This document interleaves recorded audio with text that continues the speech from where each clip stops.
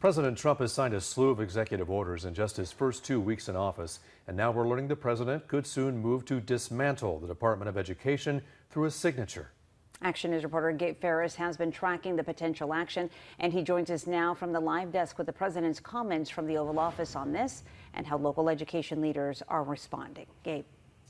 Well, Warren and Graciela, it's unclear when President Trump could sign such an order, but sources now tell ABC News that conversations are actively occurring. The move is now getting the attention of Valley superintendents who say federal programs are vital for local education.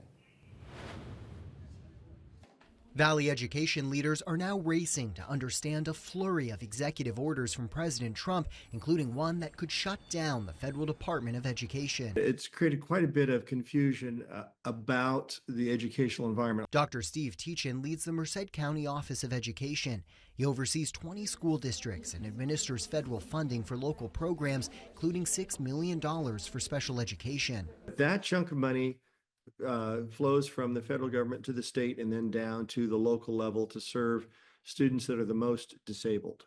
Teachin believes that funding is protected by federal mandates, but it's unclear if the process to access it could change. Sources tell ABC News President Trump could soon close the Department of Education through executive order. We're ranked at the bottom of the list. We're ranked very badly.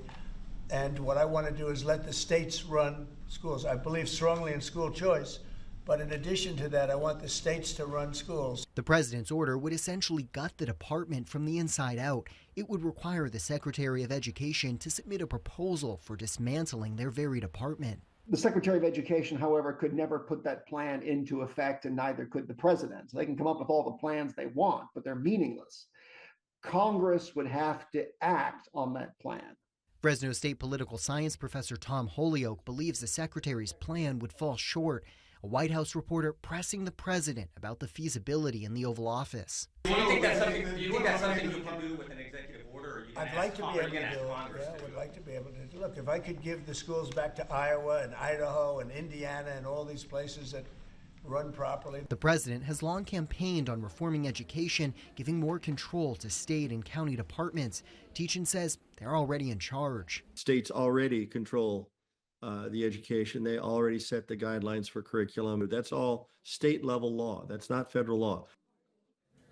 And tonight, the Fresno County Superintendent of Schools tells me that she is closely monitoring these reports. She calls federal funding essential for local programs and says it makes up 17% of the office's budget. At the Live Desk, I'm Gabe Ferris, ABC 30 Action News. Hey Central California, stay up to date with all the latest news and weather. Don't forget to hit that like button and subscribe to ABC 30 Action News.